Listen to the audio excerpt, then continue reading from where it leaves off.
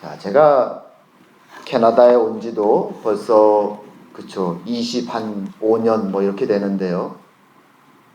처음에 캐나다에 왔을 때 한국 생활과는 아주 다른 몇 가지를 발견하고 굉장히 인상 깊게 보았던 것이 있습니다. 그 중에 하나는 메노나이트 사람들의 삶의 방식입니다. 캐나다에 오면은 뭐 이곳저곳 방문하다 보면 특별히 워털루 쪽에 가면 집단적으로 모여 사는 이 메노나이트 사람들에 대한 이야기를 듣습니다. 그곳을 방문하고 이야기를 들으면서 굉장히 인상 깊었습니다. 한국에서는 볼 수 없는 모습들이죠.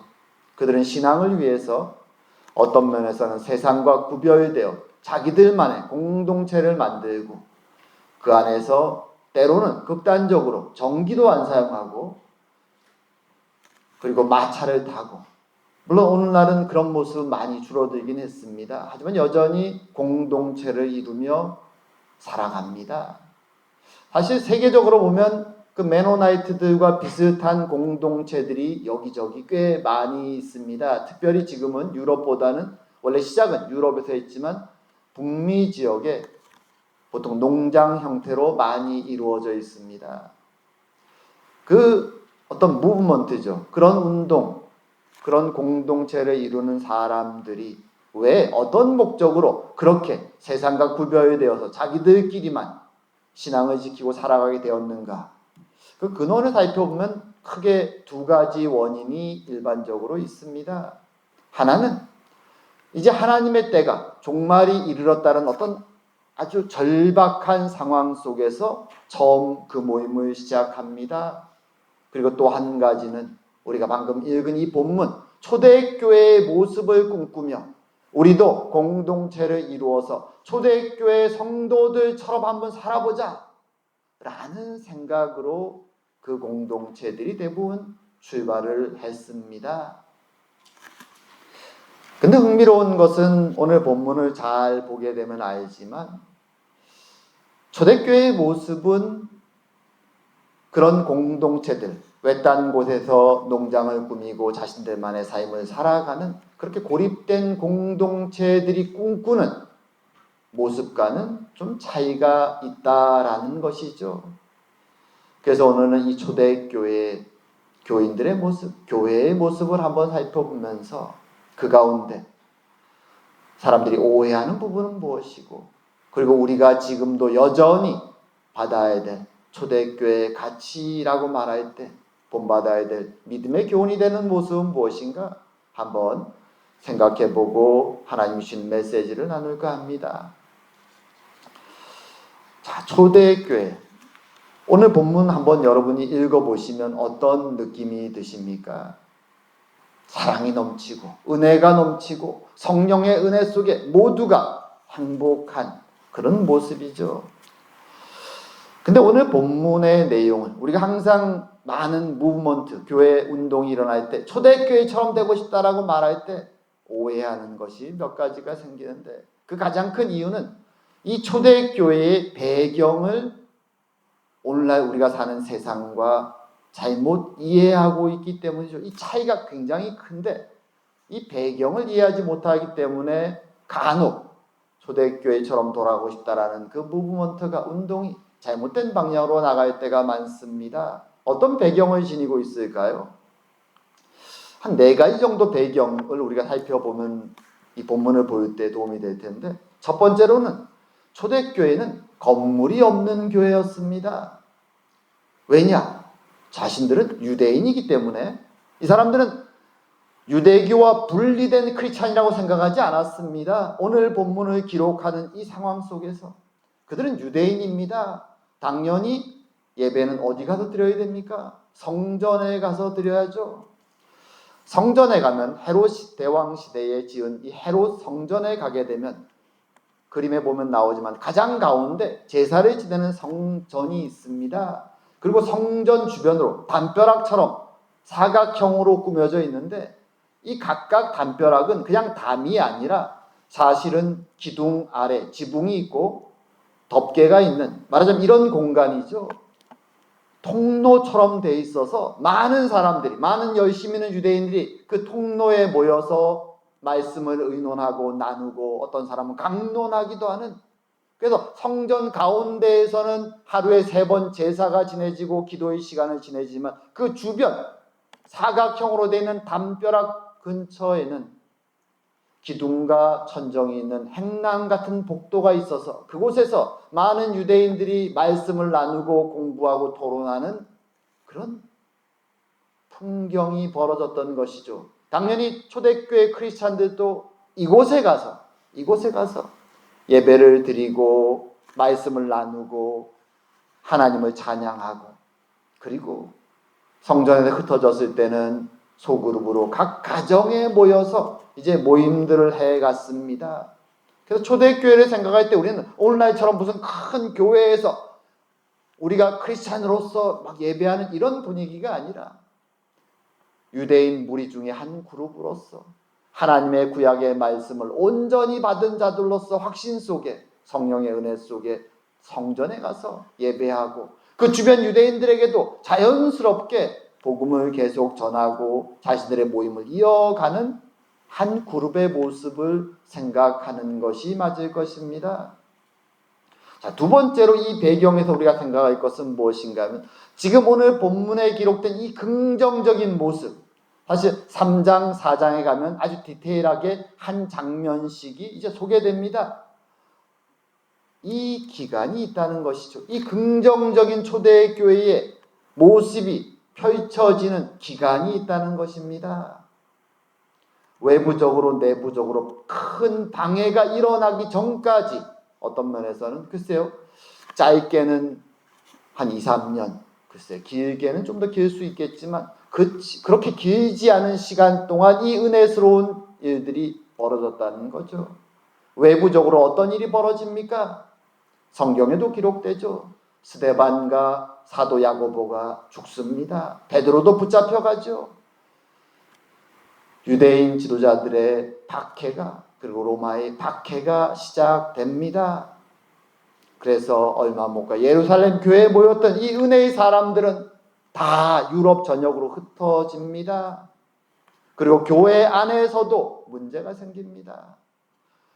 사람들이 성령의 은혜로 감동받아 이제 교회로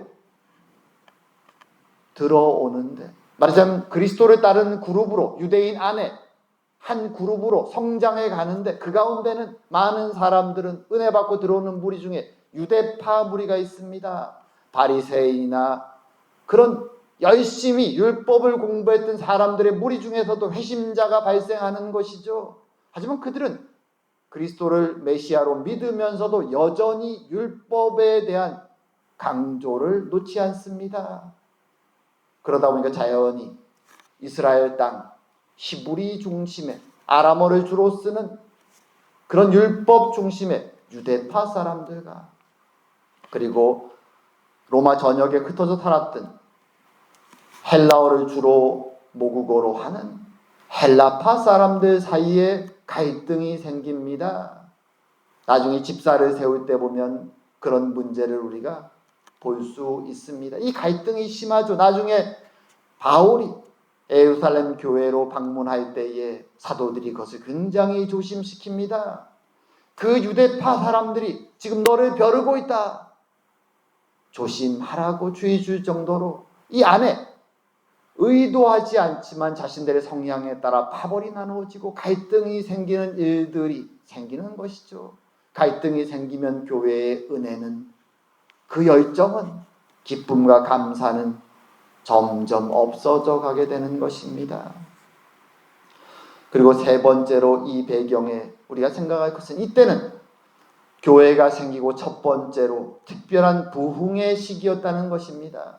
교회의 역사 2000년을 보게 되면 부흥의 역사가 꽤 자주 있습니다. 하지만 이 부흥의 역사, 성령이 역사하셔서 은사가 일어나고 사람들이 변화되고 그저 앉은 자리에서 다들 막 갑자기 우이기 시작하는 그런 감당할 수 없는, 누구도 저항할 수 없는 그런 부흥의 역사가 교회 안에 많이 일어났습니다. 하지만 그 특별한 부흥의 역사의 기간은 사실 그렇게 길지 않습니다. 몇 개월이 될 때도 있고 1, 2년이 될 때도 있고 하지만 그 시간이 지나면 사람들은 부흥의 기억을 안고 어려움이 닥칠 때 믿음으로 살아갑니다. 하지만 그 부흥의 기운은 사람들이 말씀을 듣고 막 눈물을 흘리며 회심하고 펑펑 우는 그런 장면들은 누구도 저항할 수 없을 것 같은 그런 역사의 시간들은 사실은 길지 않다라는 것을 우리는 기억하는 것이 필요합니다. 그리고 오늘 본문의 사건이 그 첫 번째 강력한 부흥의 역사였다는 것이죠. 그리고 이 예루살렘 교회에서 이 부흥을 경험한 사람들은 부흥의 시기가 지난 이후에도 그 은혜를 붙잡고 순교의 길을, 전도의 길을, 믿음의 삶을 살아갑니다. 그리고 네 번째로 우리가 기억할 것은 이 시대는 로마 시대죠. 이스라엘 땅은 지금 로마의 식민 지배를 받는 식민지 중에 하나였습니다. 거기에는 무슨 사회보장제도도 보호 조치도 없습니다. 사회적 약자들, 고아와 과부와 이방인과 저소득 밑에 하층민들은 누구도 자신들을 보호해 주지 않기 때문에 항상 궁핍하고 굶는 것이 일상이었습니다. 하다못해 사회가 풍년이 되고 농업이 잘 되면 그나마 얻어먹는 것이 있지만 가뭄이 들고 기근이 찾아오면 그들은 당장 굶고 어찌할 바를 살아갈 바를 알 수 없는 아주 비참한 삶이 펼쳐집니다. 그것이 예수님이 살았던 그리고 지금 초대교회가 살고 있는 그 시대의 이스라엘의 모습이었습니다. 그리고 우리가 알듯이 초대교회의 많은 회심자들은 그런 연약한 자들이었습니다. 안증뱅이가 고침을 받고 회심하고 그 옆에 그 가족들이 회심을 하고 환자들이 고침을 받고 회심을 하고 연약하고 가난했던 사람들이 더 많이 회심해서 몰려왔기 때문에 초대교회에 함께 모였을 때 그 안에는 당연히 그런 사람들이 많죠. 하나님의 은혜로 회심한 사람들은 그 가난하고 연약한 형제자매들을 볼 때 자연히 누가 도와줄 바가 없는 그들을 위해서 자신들의 소유를 나누고 쉐어하면서 공동체를 만들어 갔다는 것입니다. 그래서 이 네 가지 배경을 우리는 기억하면서 오늘 본문의 이 초대교회의 모습을 이해할 때 오늘과는 다른, 이 시대와는 다른 그 배경을 이해할 때 오늘 본문의 말씀을 좀 더 균형 잡히게 이해할 수 있을 것입니다. 자, 그럼 오늘날 우리가 보아도 계속되어야 될 교회의 근본적인 모습을 오늘 이 첫 교회는 우리에게 보여줍니다. 42절에 첫 구절에 나오죠. 이렇게 말합니다. 그들이 사도의 가르침을 받아 서로 교제하고 떡을 떼며 오로지 기도하기를 힘쓰니라. 사실 우리 한글 성경은 조금 의역이 되어 있는데 헬라어 원어나 또는 원어를 그대로 옮겨놓은 영어 성경을 보면 분명하죠. 동사가 하나밖에 없습니다. 계속적으로 그 네 가지의 사람들이 몰두합니다. 네 가지에. 초대교회 사람들이 매일 모이면서 네 가지에 몰두합니다. 그 네 가지가 무엇인가? 첫 번째는 사도의 가르침, 두 번째는 교제하는 것, 세 번째는 떡을 떼는 것, 그 네 번째는 기도하는 것입니다. 이 공동체가 집중적으로 힘썼던 것입니다. 그리고 이것은 오늘날 우리들에게도 여전히 우리가 집중해야 될 것이죠. 하나씩 한번 내용을 보겠습니다. 사도들의 가르침에 집중했다. 이게 무슨 말입니까? 사도들은 예수님으로부터 말씀을 배운 사람들이죠. 그들은 예수님의 가르침을 전달하는 것입니다. 그리고 이 시대를 우리가 볼 때 항상 기억할 것은 아직 신약 성경이 완성되기 전입니다. 그들에게 있는 것은 예수님이 그러했던 것처럼 구약의 말씀이죠. 오경과 예언서, 역사서. 그 말씀들을 가지고 예수님은 그 말씀에 있는 하나님의 약속들이 어떻게 자신을 통해서 성취되는가를 가르치셨고 오늘 사도들도 역시 그 구약의 말씀을 가지고 예수님이 전해주신 것처럼 어떻게 예수님이 메시아로서 그 구약의 모든 약속들을 성취했는가를 전합니다. 회심한 성도들은 매일매일 그 말씀을 듣기 위해 모입니다. 참 이것이 놀랍습니다. 회심하지 않은 사람들은 이것을 이해할 수 없죠. 왜 저렇게 교회에 가서 열심히 말씀을 드리려고 하는지. 하지만 회심하고 성령의 은혜 속에 은혜 받은 사람들은 그 말씀이 단꿀처럼 느껴집니다. 한국에서 부흥의 불길이 막 타오를 때, 사경회가 여기저기서 이루어지면 저희 강릉 같은 도시에는 다 소문이 납니다. 어느 교회 어느 부흥사가 어느 강사가 온다더라. 그러면 사람들이 저녁 때 다 같이 몰려갑니다. 가면 또 만나죠. 교파도 다르고 다 교회도 다르지만 거기서 계속 만납니다. 은혜 받은 사람들은 말씀을 사모하는 것입니다. 그 말씀을 듣기 위해서 이 교회에서 며칠 동안 열심히 사경의 말씀을 듣고 또 그 다음 달에 다른 교회에서 사경회가 있으면 또 몰려갑니다. 그러던 시절이 있었습니다. 지금 오늘 본문의 이 초대교회의 모습이 그런 것입니다. 회심하고 나니 그전에는 그저 보링하고 지루하고 졸렸던 그 말씀들이 생명의 말씀으로 다가오는 것이죠. 꿀처럼 단 것입니다. 사람들은 그것을 듣기 위해 자신의 하루 동안 노동을 하고 나면 나머지 시간은 모여서 계속 듣는 것입니다. 그 일이 지금 초대교회, 이 교회에 이루어지고 있는 것이죠. 두 번째는 성도의 교제입니다. 사실 오늘 본문에도 이 부분이 여러 가지로 드러나죠. 성도들이 함께 모여서 사도들의 말씀을 들으면서 사실 혼자 듣는 게 아닙니다. 혼자 들으면 참 외롭죠. 그리고 그 분위기도 굉장히 뭐라고 할까요? 흥이 나지 않습니다. 마음의 열정이 올라오지 않습니다. 하지만 동일한 은혜를 받은 사람들이 함께 모여 앉아서 그 말씀을 들을 때 그 분위기는 말로 설명할 수 없죠. 자기가 받은 은혜를 가족도 이해하지 못하고 친구도 이해하지 못하지만 동일한 은혜를 받은 사람들이 함께 모일 때 눈빛만 마주해도 서로 압니다. 무엇을 받았는지. 말씀을 듣고 자신들이 받은 은혜를 나눌 때 그들은 더 깊이 그 은혜 속으로 들어갑니다. 그것이 성도의 교제입니다. 함께 모여서 신앙을, 자신의 체험을, 경험을 공유하고 어려움이 있으면 서로 격려합니다. 서로가 하나님 안에서 그리스도의 몸 안에서 지체가 된다는 것이 무엇인지를 거기서 느낍니다. 그리고 그렇게 함께 모여 말씀을 듣고 하나님께 찬양하고 기도할 때 그 가운데 자연스럽게 서로의 필요가 보일 때 그들은 자발적으로 자신의 것을 내어놓는 것입니다. 서로 쉐어하고 나누어주고 때로는 자신의 것을 팔아서 도움을 주는 참된 교제가 일어나는 것이죠. 그것이 초대교회에 일어났던 일들입니다. 사실 여기서 나중에 가면 문제가 생기기도 하지만 이런 참된 교제가 계속되기 위해서 교인들이 넘어서야 되는 부분이 있죠. 그것은 무엇인가 하면 서로 다른 그 차이점이 있다라는 사실입니다. 초대교회도 마찬가지입니다. 거기에는 부자도 있고 가난한 사람도 있었고 귀족같이 높은 계층의 사람도 있고 장녀나 거지처럼 낮은 신분의 사람도 있었습니다. 심지어 주인도 있고 종도 있습니다. 그들이 함께 형제 자매로 지금 모여서 생명의 말씀을 듣고 하나님을 찬양하는 것이죠.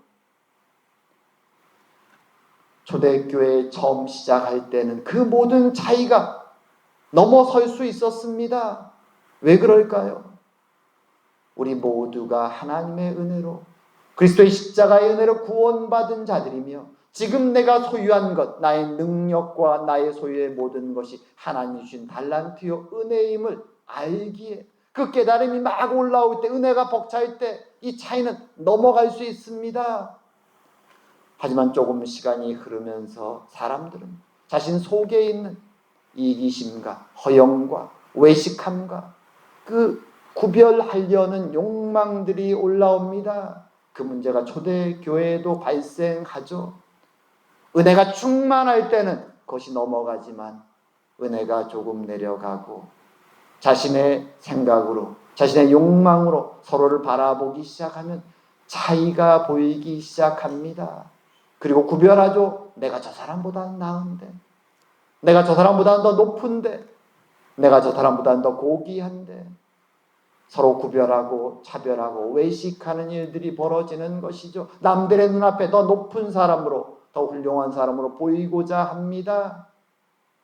그래서 아나니아와 사피라의 비극이 발생하는 것이죠. 그저 자발적으로 자신이 원하는 만큼 행하면 되지만 더 높은 사람처럼, 더 귀한 사람처럼, 더 헌신된 사람처럼 구별된 모습으로 드러나고 싶은 욕망이 거짓말을 하게 만들고 서로 구별하는 것이죠. 헬라파냐 히브리파냐 서로 구별하게 만드는 것입니다. 그럴 때 이 교제가 깨어질 위기에 처하기도 합니다.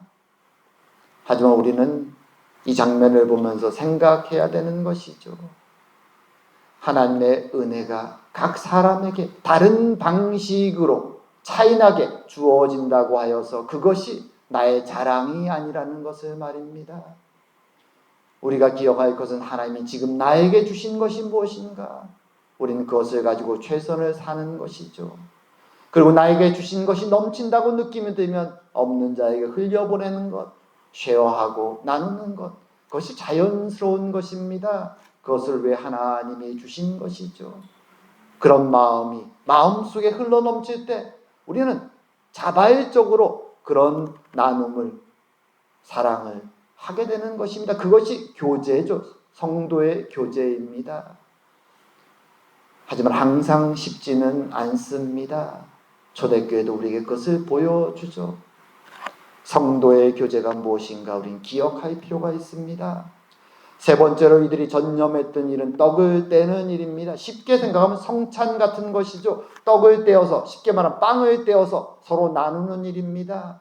하지만 초대교회, 오늘 본문에 등장하는 이 떡을 떼는 일은 오늘날 우리가 행하는, 교회에서 행하는 성찬식과는 조금 차이가 있습니다. 사도들이 있어서 떡을 뗄 때 그들이 머릿속으로 생각하는 원형은 무엇인가 하면 최후의 만찬 때 예수님이 행하신 것입니다. 예수님은 항상 제자들과 모이면 식사를 함께하고 또 가난한 자들을 그 자리에 초대해서 함께 음식 나누는 것을 좋아하셨습니다. 그 자리에서 또 말씀을 전하시죠. 그리고 마지막 날, 그날은 특별히 빵을 들고 포도주를 들고 그것이 상징적으로 자신의 죽음과 그리고 우리를 향해서 주는 은혜의 힘을 설명합니다. 그리고 제자들에게 이것을 기념하여 행하라고 말씀하셨죠. 제자들은 그 최후의 만찬을 생각합니다. 그리고 초대교회가 모일 때마다 성전 한 귀퉁이에서 큰 숫자가 모일 때나 아니면 가정에서 적은 숫자가 모일 때나 항상 함께 조금씩 나누어 먹는 그 식탁을 펴는 것을 초대교회는 굉장히 좋아했습니다. 적은 양이 됐든 많은 양이 됐든 항상 모이면 배고픈 사람들이 너무 많았기 때문에 항상 음식을 나누어 먹습니다. 그리고 그때 주님이 주신 그 말씀을, 성찬의 말씀을 기억하는 것이죠. 우리가 지금 나누는 이 빵은 우리를 향하여 죽으신 그리스도의 몸을 나누는 것이다. 그리고 우리가 지금 나누는 이 포도주는 그리스도가 우리를 향해서 흘리신 그 피를 상징하는 것이다. 우리는 그리스도 안에서 다 한 형제요 자매다. 우린 지체다. 라고 말하며 그것이 조금 더 예식 형식을 지닌 자리든 편한 식사의 자리든 항상 그들은 그리스도의 성찬의 은혜를 나누었던 것입니다. 물론 교회 역사 속에서 시간이 흐르면서 이 두 가지가 이제 구분되기 시작합니다. 한쪽은 좀 더 의식화된 성찬식으로 발전되고 다른 쪽은 성도가 그저 함께 식탁을 나누는 교제의 식탁으로 바뀝니다. 하지만 여전히 우리는 어떤 식탁이든 그것이 거룩한 성찬의 예식이든 아니면 예배 후에 모여서 둘러앉아 하는 교제의 식탁이든 주님께서 행하신 이 말씀을 기억하는 것이 필요합니다. 주님이 자신의 육신을 우리를 향해서 나누어 주신 그 의미가 우리가 함께 모일 때 그 자리에 항상 있다는 것을 말입니다. 그러기에 초대교회 성도들에게 있어서 떡을 떼는 일은 너무나 중요한 일이었습니다. 왜냐하면 불과 그것을 처음으로 주님 앞에서 경험한 지가 얼마 안 됐기 때문입니다. 주님의 죽으심은, 나를 구원하심은, 십자가의 은혜는 너무나 생생히 머리에 있었기 때문에 떡을 뗄 때마다, 빵을 떼고 포도주를 나눌 때마다 그들은 마음에 그 감동이 올라왔던 것이죠. 그렇게 2000년이 흘렀지만 우리에게도 그것은, 떡을 떼는 일은 여전히 의미 있고 은혜스러운 일이라는 것을 우리는 기억해야 됩니다. 그리고 마지막으로 그들은 공동기도에 전념합니다. 유대인들은 성전에 있을 때 하루에 3번, 오전, 오후, 저녁에 기도의 시간을 가졌습니다. 제사의 시간과 함께 기도의 시간을 가졌죠. 초대교회 교인도 자연스럽게 그 시간이 되면 성전에 올라가서 함께 모여 예배를 드리고 기도의 시간을 갖습니다. 그리고 그런 전통이 초대교회 안에 성전에 모이든 가정에 모이든 항상 넘쳐났습니다. 성령의 은혜가 충만한 사람들이 함께 모여서 공동으로 주님 앞에 기도하는 그 모습, 어쩌면 서양교회 사람들은 그 모습이 어떤 것인지 잘 기억을 못할지 모르지만 한국교회 사람들에게는 너무나도 분명하게 기억되어 있죠. 저도 어릴 때부터 금요일만 되면, 그때는 다 마룻바닥이었죠. 금요일만 되면 금요 철야를 따라갔습니다. 아이들도 많이 오고 어른들도 많았습니다. 다들 1시간, 2시간, 3시간씩 찬양과 기도로 뜨겁게 하나님 앞에 기도할 때 그 자리는 은혜의 자리고, 비록 육신은 지치지만 마음속에 사랑과 은혜가 충만한 자리였습니다. 초대교회 교인들이 그러했습니다. 말씀을 듣고 교제하고 찬양하고 함께 하나님의 나라를 위해, 이제 임박한 이 나라를 위해 기도할 때 그 자리에 성령의 은혜가 그들을 충만히 채웠습니다. 그 감격으로 그들은 기뻐하고 서로 사랑을 나누고 은혜를 나누며 그렇게 하루하루를 살았던 것이죠. 그것이 초대교회의 모습이었습니다. 그리고 그 모습은 은밀하게 숨어진 장소에서 행한 것이 아니라 모든 유대인들이 보는 가운데 이루어졌습니다. 그리고 그 모습이 이루어졌을 때 어떤 일이 벌어졌다고 오늘 본문은 말합니까? 하나님을 찬미하며 또 온 백성에게 칭송을 받으니 주께서 구원받는 사람을 날마다 더하게 하시니라.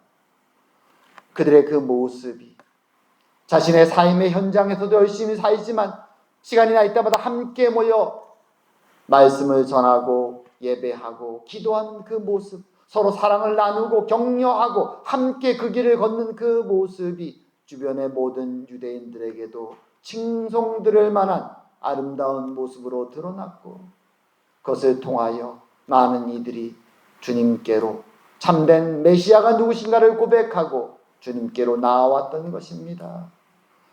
물론 권력을 쥐고 있었던 종교 지도자들이나 로마의 관리들은 그러한 운동을, 그렇게 사람들이 집단적으로 모여서 열정과 흥분과 은혜를 나누는 모습을 좋아할 리가 없습니다. 그럼에도 불구하고 많은 경건한 유대인들은 그 모습을 보면서, 참된 하나님의 사랑과 은혜가 넘치는 그 모습을 보면서 관심을 가지고 나아왔고 칭찬했고 회심자로서 그리스도인의 자리에 섰던 것입니다. 그것이 초대교회의 모습이었고, 그리고 이 시대 우리에게도 전해지는 모습입니다. 우리의 삶 속에서도 계속되어야 될지, 우리의 교회 안에서도 계속되어져야 될 모습인 것입니다. 이제 말씀을 정리할까 합니다. 하나님의 은혜가, 약속된 성령이 임한 초대교회의 모습은 우리 모든 2000년 동안 교회 역사 속에서 많은 신앙인들이 부러워하고 저렇게 우리도 교회의 모습이 갔으면 하고 바라보는 모범이 되는 모습이기도 합니다. 하지만 거기에는 역사적으로 배경적으로 우리와 다른 많은 차이점도 있습니다. 그럼에도 불구하고 본질적으로 교회가 장소와 역사와 시간이 달라도 항상 지켜나가야 될 것이 있죠. 주의 말씀을 사모하며 나아가는 것입니다. 성도가 사랑으로 교제하는 것입니다. 떡을 떼며 한 지체의 힘을 확인하는 것입니다. 함께 마음을 모아 기도하는 일입니다. 그럴 때 세상도 그 모습을 바라보고 그 사랑의 공동체 앞에서 칭송을 하게 된다라고 오늘 본문은 말합니다. 오늘 이 타락한 시대에도 우리는 그런 주의 교회의 모습을 지키며 하루하루 서로 격려하며 함께 이 길을 나갈 때 주의 은혜가 우리의 교회에, 우리의 가정에, 그리고 이 사회 위에 임할 것을 확신합니다. 그런 은혜가 우리 가운데 함께하기를 축원드립니다. 함께 기도드리겠습니다. 사랑과 은혜의 하나님 아버지, 오늘 우리에게 초대교회에 주의 은혜가 충만히 임한 그 모습을, 아름다운 모습을 보여주시니 감사드립니다. 비록 시간이 2000년이 흘렀지만 하나님의 역사는 지금도 동일하신 것을 믿기에 주님 주신 교훈을 우리의 마음속에 새기기 원합니다.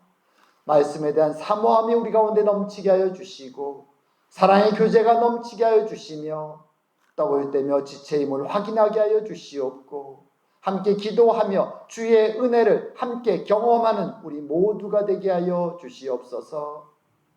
그로 말미암아 이 어두운 세상 가운데 주의 생명의 빛이 드러날 수 있도록 주님 축복하여 주시옵소서. 오늘도 함께 하심을 감사드리오며 모든 말씀 예수님 이름으로 기도드립니다. 아멘.